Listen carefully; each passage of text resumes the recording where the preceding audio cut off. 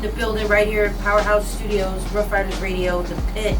We got Ceda, got Barz right here in the hot seat in The Pit. What's good, Ceda? How you doing? Yeah. Welcome to the ride along. How are you? I'm doing fine. Happy to have you here. Yeah, I'm happy to be here. It's a blessing. There's so much, like, I met you at Harlem Week.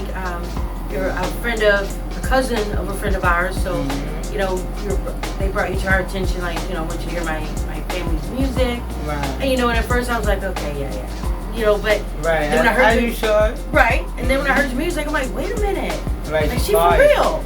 Exactly. I was surprised, Exactly. you know? And you don't get that because most female artists that are always, like, now they're just talking about their bodies and things like that. And But you had something to say. Like, you have something to talk about.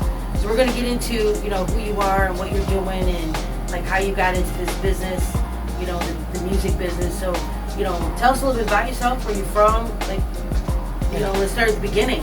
That's a long time ago. My name is Ceda. That's not my real name, but y'all don't even know that. That's none of our business. I'm from Long Island. What was your upbringing like in Long Island? Like, because I heard like different views from it. So I personally want to know, like, from your point of view, like, what was it like growing up? And specifically, what part? Where I'm from in Long Island is called Mastic Beach. Honestly, everyone around me, I mean, it's pretty impoverished. There's not money there. They don't put money there. They don't put anything for people to do there. So the crime was pretty heavy. There's a lot of racial tension. I was like the only, or maybe there was one other biracial person growing up at that time. So it kind of felt like you're a crime walking around. You know what I mean? But then you have here in Long Island, you don't think that they're like, you know, impoverished area. Yo, Long Island is really not sweet. I don't know where people be getting that from. Long Island is not sweet at all. It's just, I mean, it's the same stigma. Like, I mean, you know, depending on what part you walk in Brooklyn, like, you could have they gentrified stuff, you know what I mean? But there's a lot of places that's money out there, but all those places I've never been to in my life, you know what I mean? Like, couldn't go there, they ain't have money to go there, like, you know, everybody else. Do you feel like it was pressure on you being, like, you know, biracial and female at the same time and being around, like, you say, you know, it's not sweet, and then it wasn't like a impoverished area and stuff like that, so you feel like any type of more pressure than usual, or was it just normal out of the gate for you? As far as like the music's concerned, just being able to walk around and like just living through that, the pressure, that's what you mean? Yeah, like, you know, cause you like I said, like, I heard like different like point of view, so I don't know like what type of pressure like you felt. Like other people might have, you know, felt like it wasn't a lot, you know. Nah, that's I mean, a lot pretty of male much speaking and stuff. I think everybody pretty much has the same story about certain parts. I mean, even like my man, they from Wyandanch. Like a lot of people even out in the boroughs, everybody really know about certain areas. But I mean, it's not. It was bad, you know. It was bad. Like it was bad. I don't know how to say it. It was not. Yeah, it wasn't good. You know, I think a lot of people just going through the same stuff back then. Everybody going through traumas. People are having to worry about helping parents pay bills, or most of us was homeless. You know, like when we were 12, 13, you angry.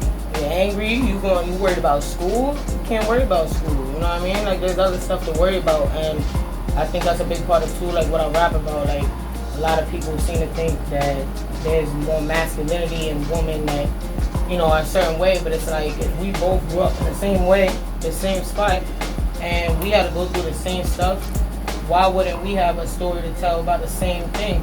You know what I mean? Just from a different perspective. And do you think your music will be accepted because you're not rapping about what most of the females what we're hearing on the radio now? 1,000%. Think that you're going to be more open to it? 1,000%. I feel like everybody's open to it because really, who wants to hear about that? Like the people I make music for are not people that are listening to my fault. Are not people that are listening to stuff like that. People I make music for are people that, you know, been through life, and you know, I'm trying to encourage people now. Like, you know, we got stuff to do. Like I started rapping, really like trying to take it serious. Like my best friend got shot and killed. That was like the last of them. You know what I mean? Like at the time, like people I grew up with, people ran in the house and off everybody at one time. Like it's like that was my motivation, my driving force, because I said the people that I have left, like people are not gonna live like this anymore. You know what I mean? But like that's a story to tell. There's a lot of things that have been manipulated by media and by this agenda, and these women that they put in limelight, they're not doing nothing for everybody else. You don't have a lot of females that are. What am I relating to with that? You're not talking about anything. You know what I mean? So I feel like anybody who is anybody I care about listening to my music, they're all gonna be receptive to it. They're gonna get it. Mm-hmm. And that's the thing too that's been weird for me. Like my streams, so far majority of my audience is men. I think it's 99% men, which is also good because I try to like stick up. I feel like there's a war against men nowadays, especially right now, heavy. So I try to put that into my music. So why do you think the majority is it men? Because because of how you look? No, I think it's because, honestly, I get a lot of respect. Like, when people, because I've been out here grinding. Like, I left everything. I left my kids, my house, my career. I had a good career. It's not like I wasn't making money. Like, I made sure I would make money. Yeah, you're telling me, you're doing your thing. Mm-hmm. So, like, I think people see the grind and they respect it. But again, I try to bring a limelight to certain things, like, that make women understand that some of the ways that they go about stuff, like, I feel like our men are suffering from mother issues. A lot of women kind of got into this space where they were so beat down by generational traumas, they're having kids and not really raising them. And so now nobody's speaking on stuff like that. Nobody's speaking on the fact that, like, hey, look, you can't just like have kids with somebody and then go take them for child support because they don't want to be with you. Like, there's a lot of things that need to be spoken on that nobody's speaking about. Now, see, those type of topics can be real controversial and like, I wouldn't say work against you, but like anytime, like now it seems like anybody's talking against one, I wouldn't even say gender or genre, of people, and saying that basically letting black women know, hey, this is where you're lacking and this is where you need to like pick up to support black men, because this is an ongoing topic with black women and being independent and still wanting to be in relationships and how they handle that. Right. So having that type of music, I mean, do you feel like that's what's going to set you apart, or you think it can hinder you in a way? I mean, some people might not like stuff, but at the end of the day, the truth is the truth. And I feel like in order to change things, the truth gotta be said. And I'm just the type of person, like, I'm say it. You can't, take it or leave it. The people that don't support are people that don't matter anyway, because you're not gonna be loyal to my music. You're not gonna be looking out for when I drop something. You're not really gonna be supportive in the sense that I want fans to be. But I feel like, again, it's stuff that needs to be said, and if we want to see a change in the culture and a change in what we're doing, like, somebody's got to say it. So instead of it being, say, a privileged white woman or something that's speaking on these topics, like, instead it be somebody, I mean, it's not biased. It's not like I, didn't go through the same stuff, but there's other options. You got to help yourself. You can't go, punishing. And they want to hear it from you more than anybody else. Somebody that's I think so. I'm unbiased. I think I'm pretty unbiased when it comes to stuff too. I don't like make decisions just because of my personal opinion. It's I weigh it out. And at the end of the day, it's not logical. Then I'll speak on that or so forth. So you ain't got no choice but to respect it. You might not like it. You gotta respect it. There you go. I want to get into some of your music. Because we can continue to talk. We can have a whole conversation, but I want to everybody to hear your music, check it out. So let's get into you have a lot. You've been working hard. Where do you want to start? On Common is my mixtape that I released in April.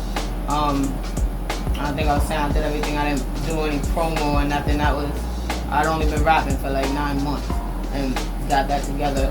It's supposed to be a collection short so that people don't lose attention span, but of like your ascension journey, like when you hit rock bottom and you gotta make a choice, like, are you gonna take the way you feel and do something, like believe in yourself and go after what you want, or are you gonna like let that crash you and just determine your future? So each song on that track, on the album is 15. It's supposed to be like your stages from the rock bottom, right, and then how your mindset changes. And so it's timeless in a sense. Like, and anybody, regardless of what you're going through, male or female, you should be able to relate to it. And there's a lot of things, you know, like just getting your rage out and stuff, but ultimately coming into your power. So, I guess you could start either with the first one or. What's up with Trap a Lot? Trap a Lot? Yeah, what's up with Trap a Lot? What's up with it? Let's start there. All right, you want to start Music's there? expensive, so that's why that song got made. Yeah, you can start there if you want. All right, we'll mix it up and move it around. And then when we get back, we're going to talk a little bit more about, you know, things you got going on and possibly do a freestyle and talk about battle rapping and all that kind of stuff when you get you started. All right, let's get into it. This is Ceda got Barz, New Music Monday right here on the Ryde.